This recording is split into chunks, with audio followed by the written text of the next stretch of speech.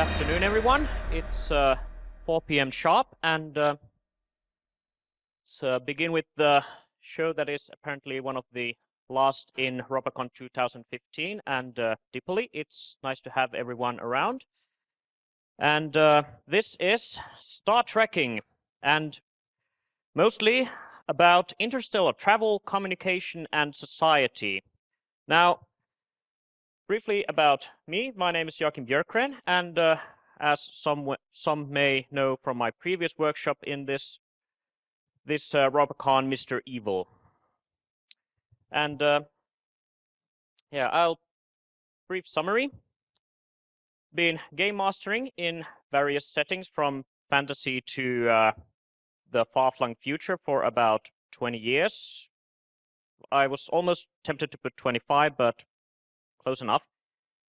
I like to write my own settings and like to muse about societies in these settings, and as such, and combining this with a lifelong passion for astronomy and all things space, it's been something that I wanted to talk about, well, pretty much all the time.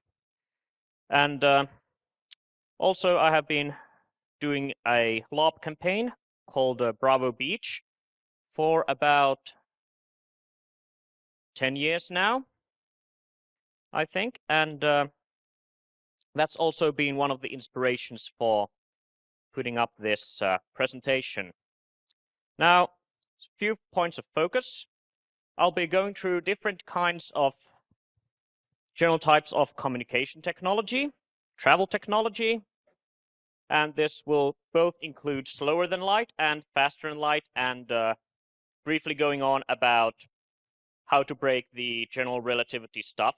Now, I am not a theoretical physicist, and I have a suspicion that there are maybe some in the audience. So you probably know these things better than me, but if you have some pointers, please point them out after the briefing. Otherwise, we'll be here all day. And don't get me wrong, I appreciate the comments. They always improve my knowledge in these. And some words on technological ubiquity. That is, how common is the technologies described? How easy it is to travel through the stars, how easy it is to communicate. And these will factor into what kind of society it becomes. And also, and most importantly, the story impact. So what kind of story do you tell with what kind of setting? How large can a stellar empire get? How big should it get? What kind of empire can we expect? And that sort of thing. How is warfare going to work, and how does interstellar trade work?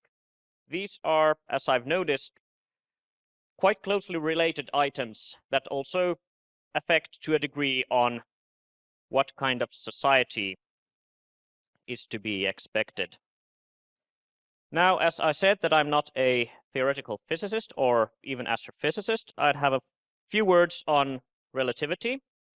As far as I've understood it, basically, nothing can travel faster than light. That's about 300,000 kilometers per second, or for those of you using the imperial measurements, 200,000 miles per second. And when you're traveling at near light speed, time slows down in your perspective. For everyone else, it goes the same speed. And it is possible, or even highly likely, that if faster than light travel is possible, it may also be time travel. But this is, as I've understood, pretty much a hot debate among theoretical physicists. Let's not go there this time. Okay. And there are some general types of travel here that will be briefly mentioned, but I will mostly go through not through these types after this slide. So there are several options for faster than light travel. Warp drive, which, according to theoretical physicists, I like to mention that word quite a lot here, may or may not be actually possible in the real world. I'm hoping for that it is possible because it's more fun. And it's also fairly much used in science fiction. Now, when I say warp drive, I mean the kind of warp drive that we see in Star Trek. Basically, there's a real space-time bubble around the ship, which allows the ship to move at impossible speeds across the stars and get to Alpha Centauri in a few hours or something. Then there's the hyperdrive, which in this context is jumping into a so-called shortcut dimension, which allows you to fold space and time to travel from point A to point B at a much faster rate than usually would be allowed. Again, making the trip to Alpha Centauri in much less than a few centuries. And now then there's jump gates. Usually in stories, jump gates are something left over by the ancient precursors or whatever, and may not be possible to replicate by any current galactic or interstellar society. Or it may be actually that it is possible to replicate them and it's just easier to travel that way. And jump gates usually are, in most cases, instantaneous travel between point A and point B, and sometimes also a door to another shortcut dimension, which you then exit through another jump gate. And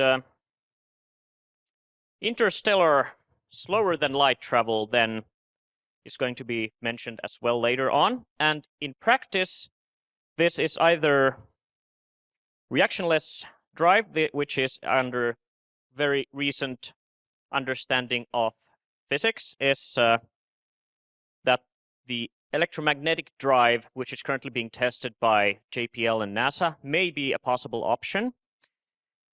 Or then very fuel-efficient fusion rockets or something. And in addition to this, probably generational, because even at the very fastest speed, it's going to take several years to get anywhere interesting. And realistically, it's going to take decades or centuries. Okay, then on communication. So without any technomagical mumbo-jumbo, the technologies available are pretty much modern radio waves or lasers that would work for communication. And those work, as previously mentioned, at the limits of speed of light. That means that if you have a colony on, let's say, Alpha Centauri, it's going to take 4.5 years, roughly speaking, for any sort of message to get to one direction, which means that bidirectional communication is about a decade's work. And then in the different kind of settings, there are different kinds of FTL communication, which is, well, quantum mechanics, exotic particles, tachyon beam, or, well, magic. Okay, let's go to our first example, which is the sad reality as we know it, which is slower than light travel and slower than light communication. And as I just mentioned, the effective radio or laser range describes on how far away you can communicate. We can currently communicate with Voyagers 1 and 2, which are slowly entering interstellar space somewhere around a couple of hundred astronomical units away, like some billion kilometers. And range of travel, well, the good thing about space is that once you get something in motion, it stays in motion. But then if you want to slow down, you need fuel as well. And if you don't kick yourself off fast enough, then you're going to spend a whole lot of time in between during in transit. And therefore, the fuel economy quite a lot tells on how far we can go. For instance, that's currently a restrictor on why we aren't in Mars yet.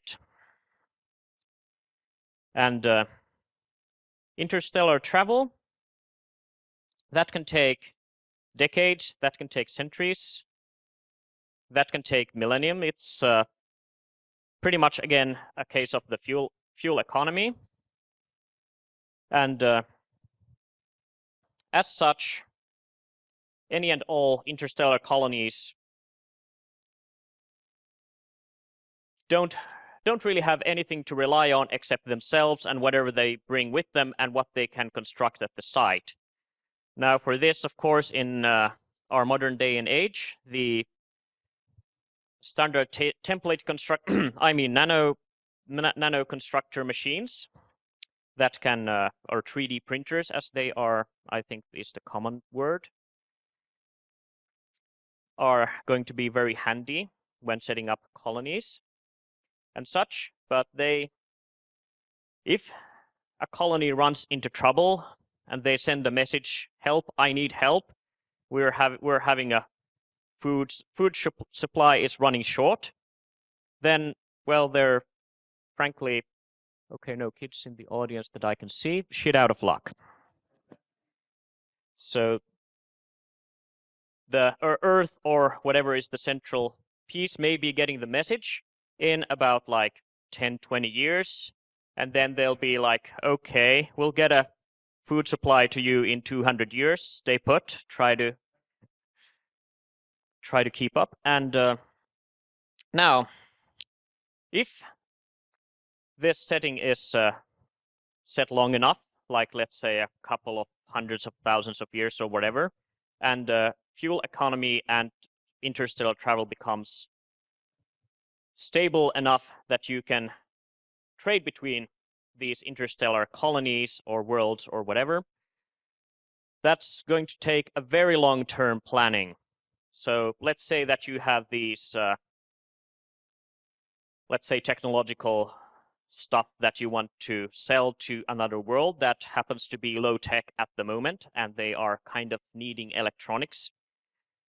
And you set off a trade ship. Now, let's say that it's a positive scenario that the speeds are very great and you can get to Alpha Centauri in a decade. And that means that you have to be sure that the need for these supplies are going to be there 10 years in the future, or preferably even longer, or then you'll once again be, as the saying goes, shit out of luck. Okay, let's have a second case study here, which is the setting of Ender's Game and several others, which has, at least initially, slower than light travel. It takes a long time to get anywhere interesting, and then interestingly, the interstellar communication is near instantaneous with humans. And I've understood among the Formians as well in the first book, but this was not entirely clear to me, frankly.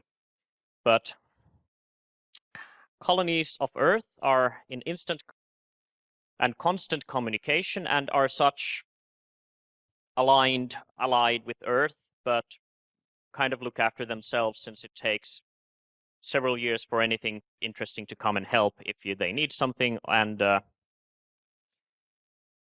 such. And as such, as I mentioned in the previous case, circumstances may change dramatically during travel. And this is, how many here have read the Ender books?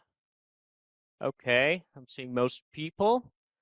So this is, in pretty much all the books I've read at least, a major plot point that things have changed, or the understanding of the things have changed while ships are in motion or whatever, and then things need to be rethought on how to work on this problem or whatever. And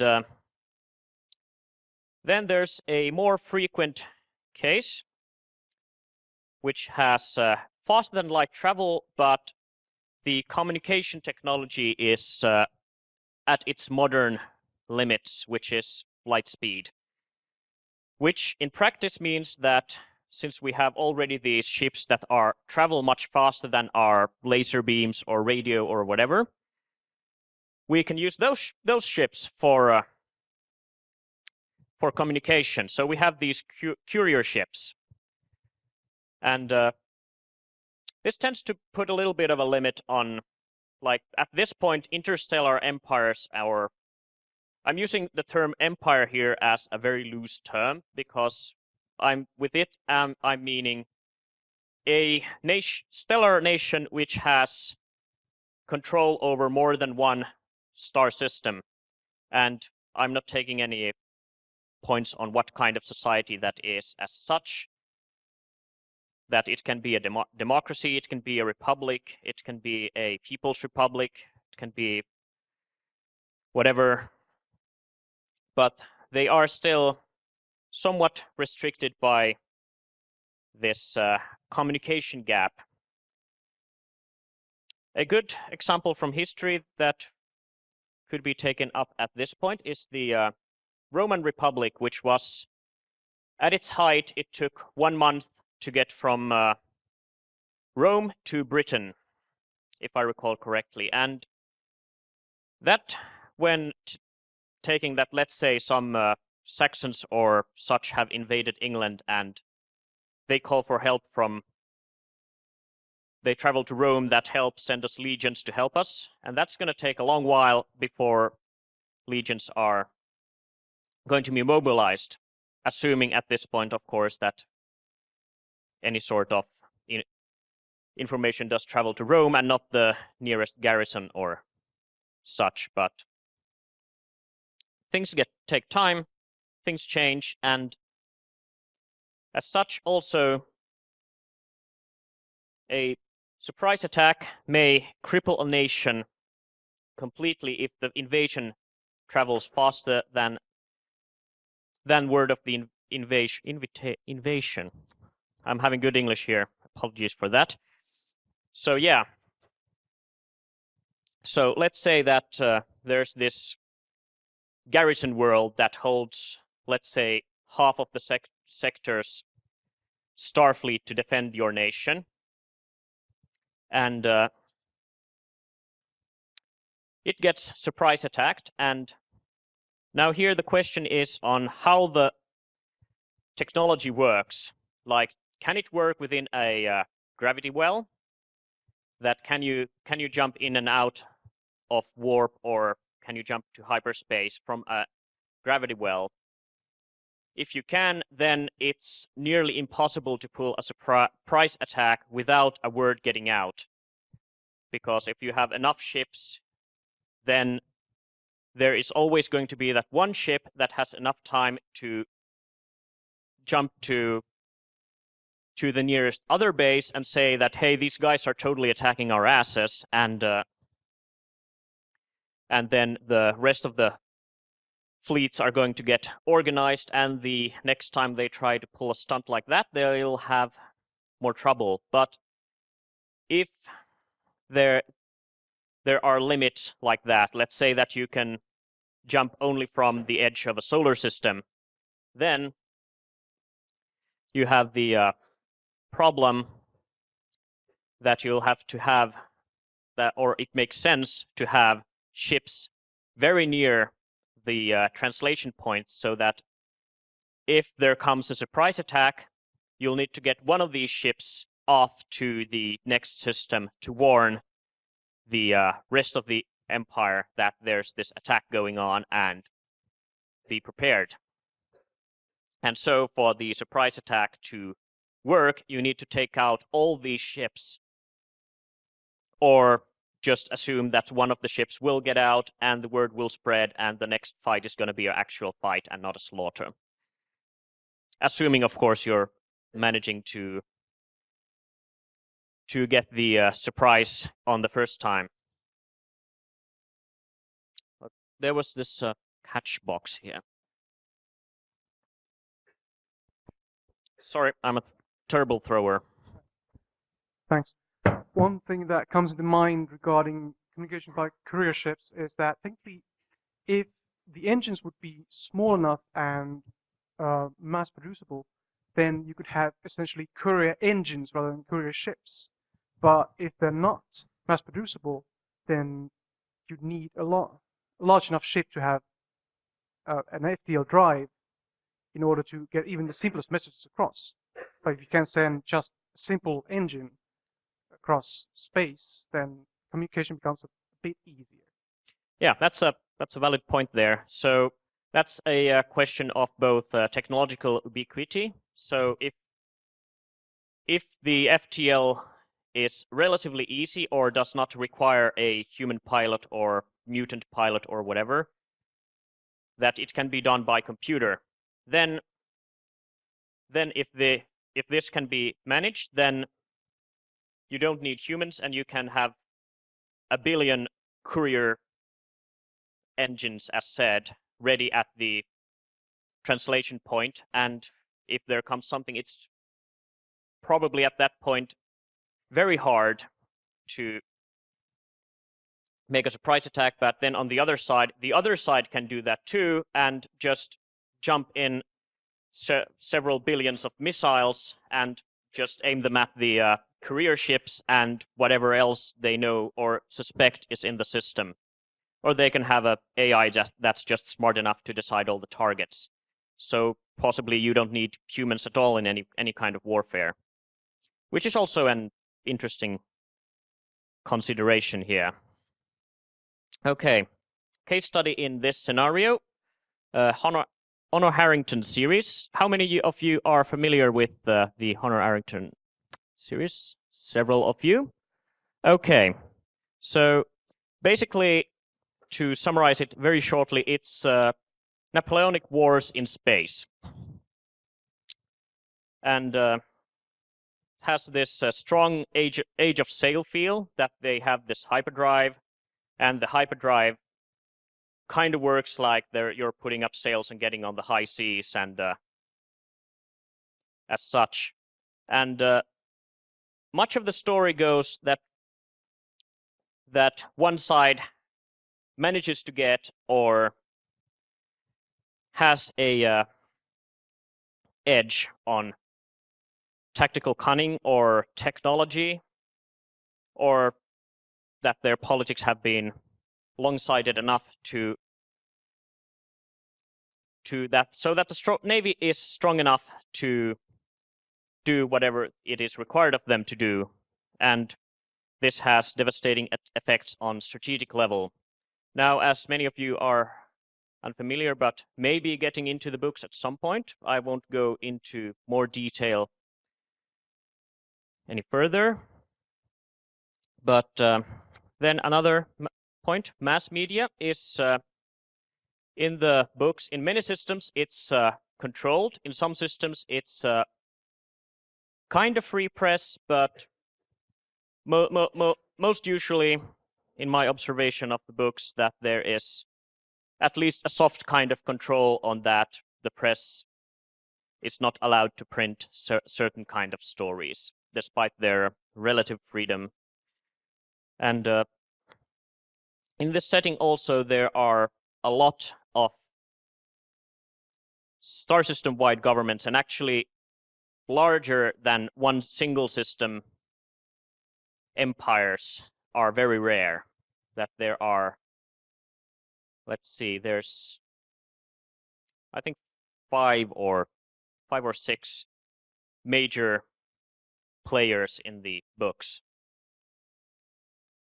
And also, as with this technology, the larger the empires are, the more unstable they are, as this will be and as I've noticed in both history and in books, that the larger the empire gets, the more it has to focus on keeping itself together.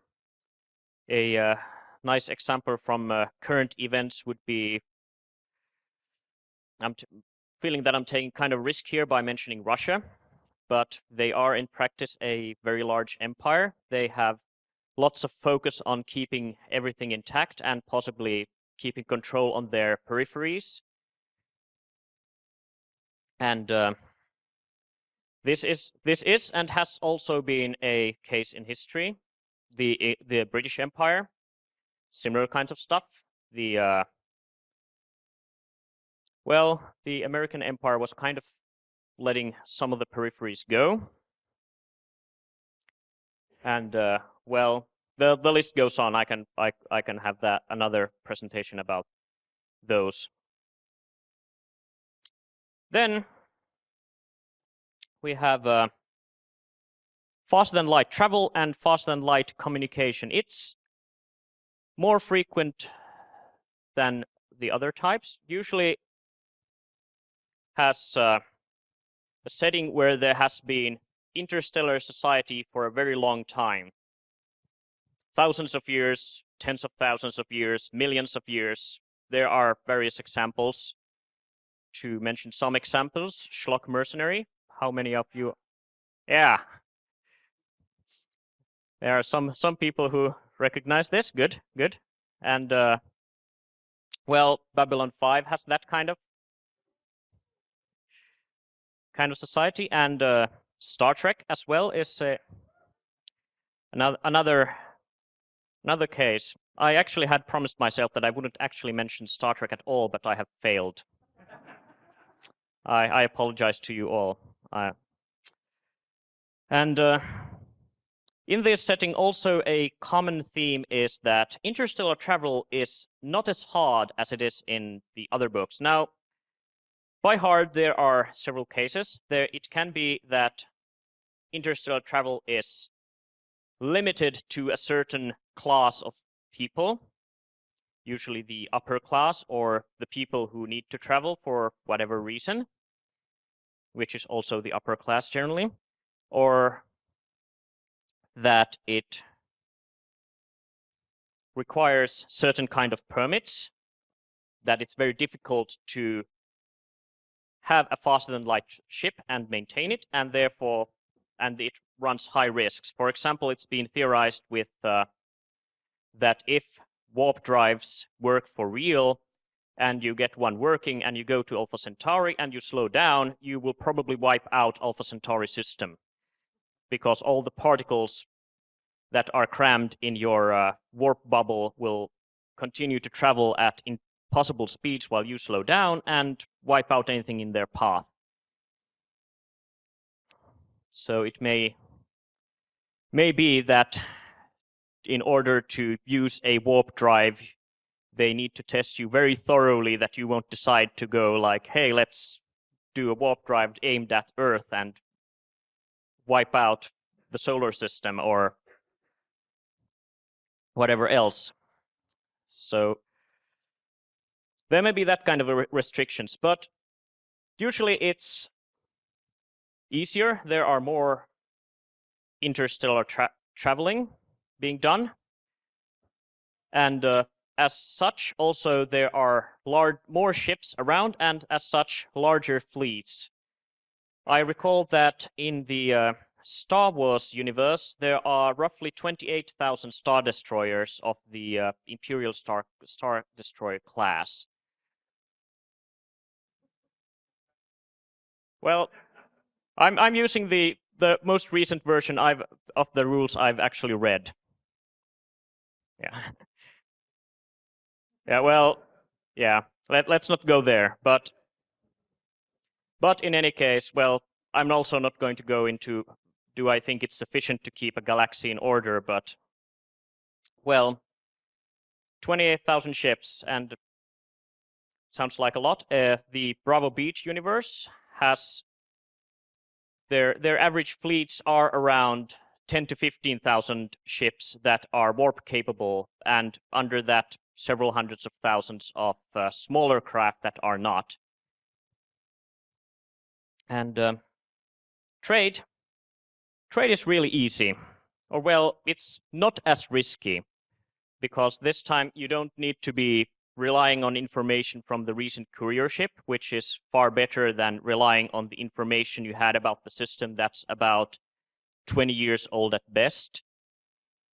So once you can get almost real-time, or at best cases, real-time information about the market you are going to enter. So if there is that colony that needs those electronic supplies, and you ramp up your warp drive, load up all the electronics you can buy from home, and head off, it's very likely that you will have the demand there, although it's also, of course, possible that any of your competitors that have access to the same information will beat you there to it. So there are also maybe that kind of risks that are quite more cutthroat, and it's also possible in this kind of setting that interstellar trade is very aggressive and very desperate. Everyone wants to make a sale, and the high-producing systems can't or produce too much to be efficient for selling to smaller systems. And in some settings, there are also galactic or intergalactic scale of interstellar states. There are, well, I mentioned the Star Wars Galactic Empire or Galactic Republic, which is, I have understood, nearly galactic in practice, and then there is the Warhammer Galactic Empire, which is also quite big. Doctor Who offhandedly mentioned several human empires that span several galaxies. And I'll get in the next slide a little bit about the stability of these sizes. So as such, the next case study, Warhammer 40,000. Now, how many here are familiar with this setting? Nearly everyone. Okay. So in this, we have a very good, almost textbook example of a stellar empire, or imperium in this case, that is far larger than it has the means to be. That it is beset by all sides by enemies, partly by their foreign policy, and partly by, well, other factors. And the one thing that I like about 40,000, it's also one of the few settings that truly gets on how mind-bogglingly huge space is. That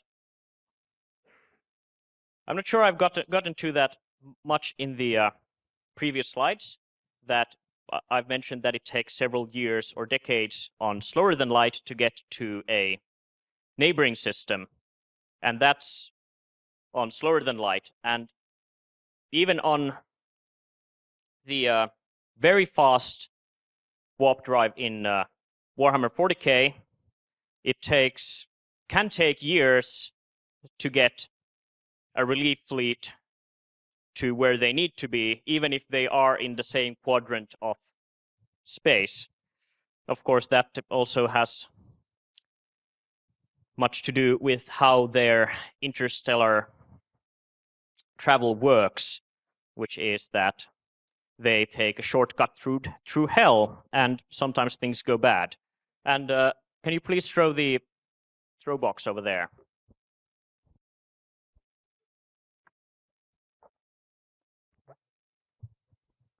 And a little bit about the Warhammer. There was also the giant gaps between the civilized world, what are controlled by humans, that there's, even in their borders, there is some minor alien faction and some other factions that are not controlled by Imperium, that the sides, even the smallest sector, is full of the unexplored areas. That's quite right. And yeah, it's in this galaxy alone, there are, I think, some astronomers in the audience may correct me, but about 100 billion or so stars, or maybe more. We don't even know exactly, and I'm not even sure how much it's assumed at this point on how many of those have planets and how many of those planets are doable for habitation, colonization, or just plain old exploitation. But if we say something like 20%, that still means like 20 billion systems that have potential for use, and that's a whole lot. I'm not even getting how many people live in Delhi, and that's only like 30, 40 million. Okay, there's a question over there.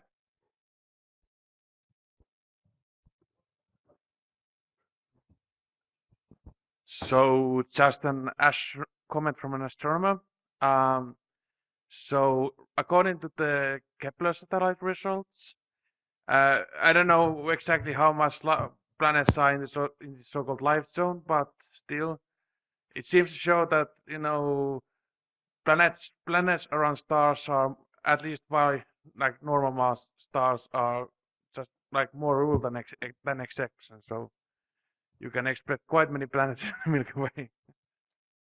Yes, quite right.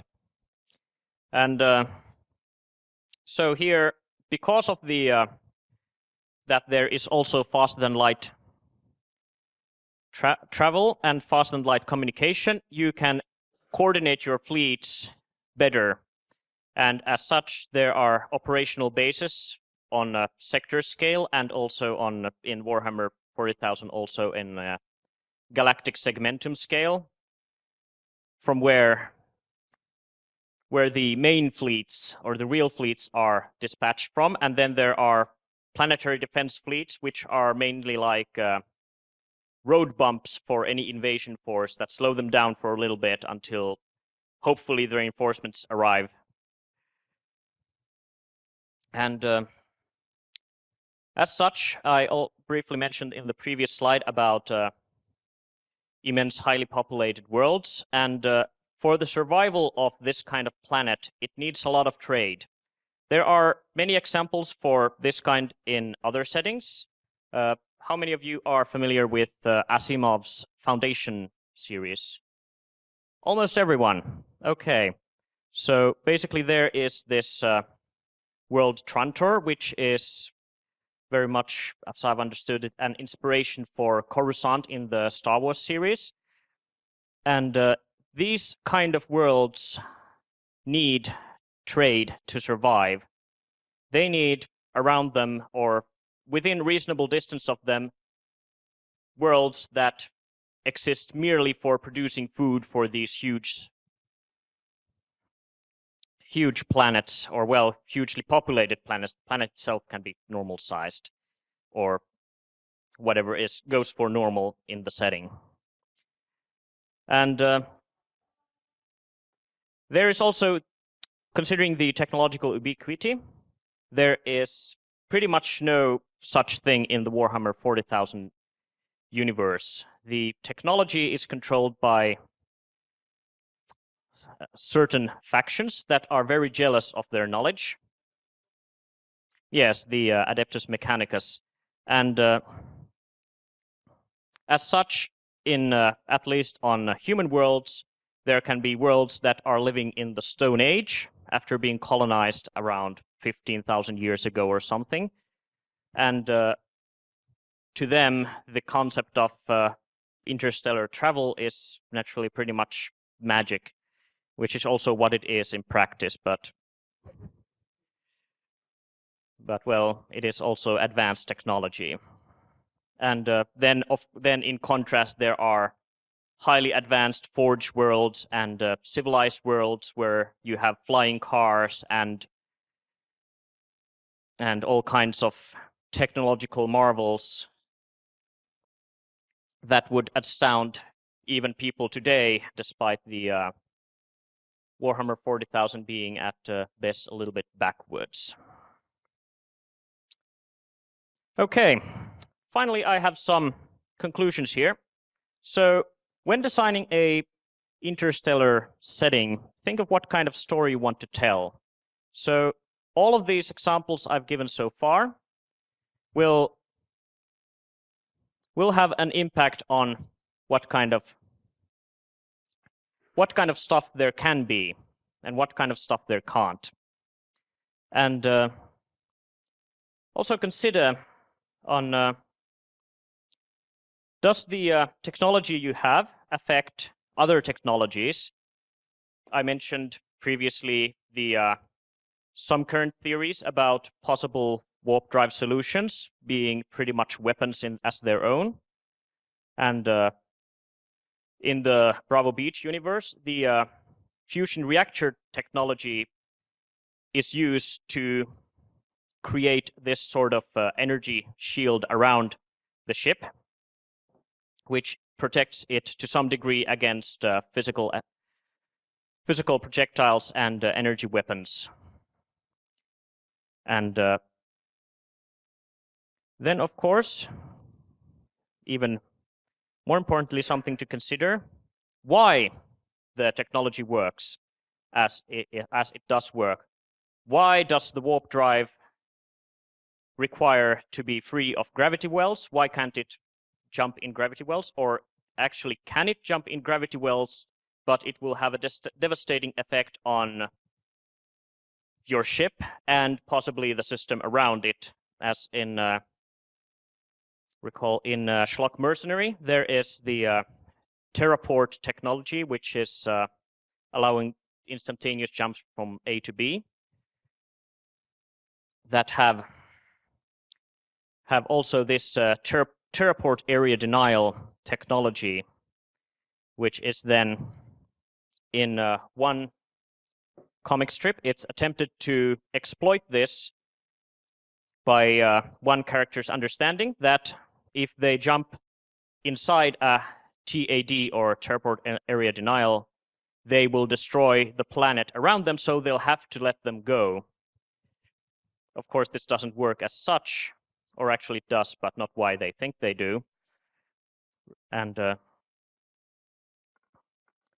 course, what are the limitations of the technology? Does the jump gate require immense amounts of energy, that it requires some sort of exotic matter that needs to be mined of some strange world?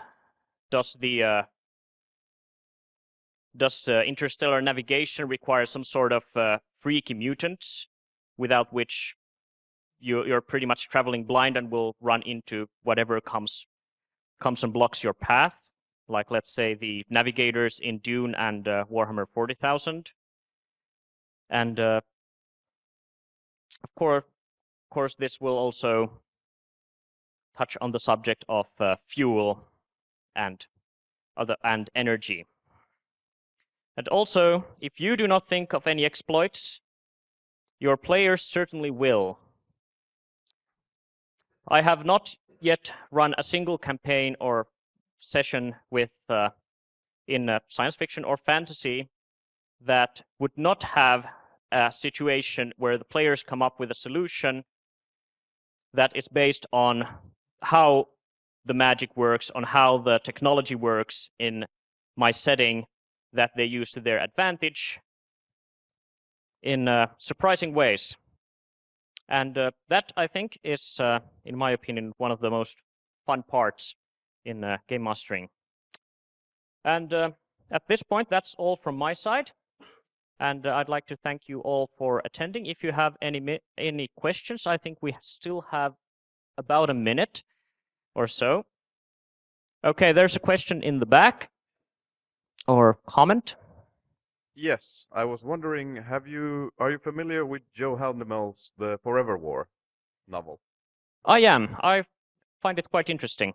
Yeah, the technology lag between the two warring factions when warring over interstellar distances. Yes, it's also what I found very intriguing was how the society changed radically between the battles, so that the veterans would come back to a world that was completely different of their own. And finally, I recall that in the end, the main character did not even have a common language with the soldiers he was fighting with, because and they were nothing alike him, because the society had changed so much in between. I think there was a question in behind you guys. Okay. Could you give us an example of one of those creative player solutions? I'm really interested in hearing one.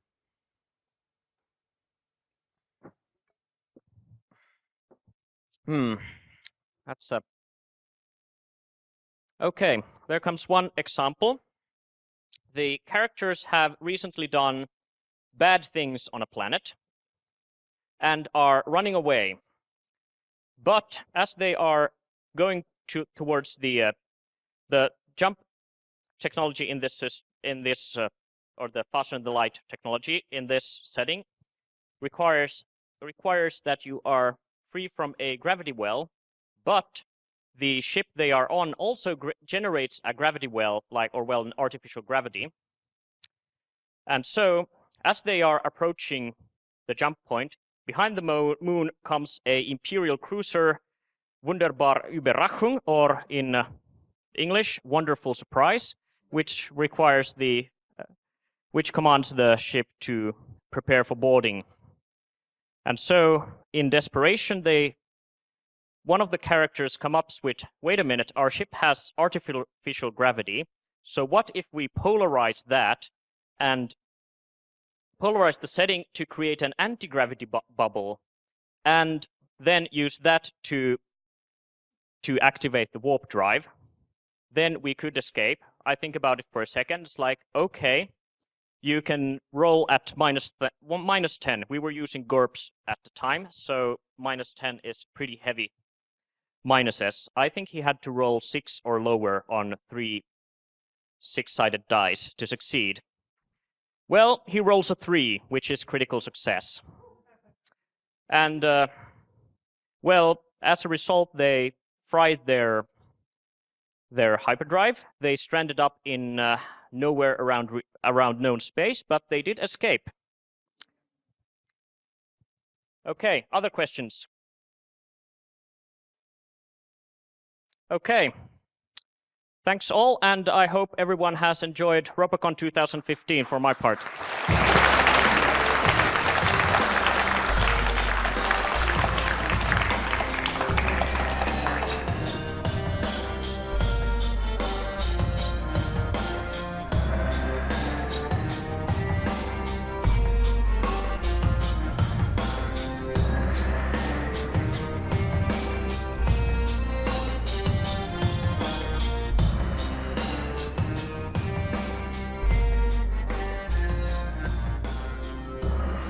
Ropecon.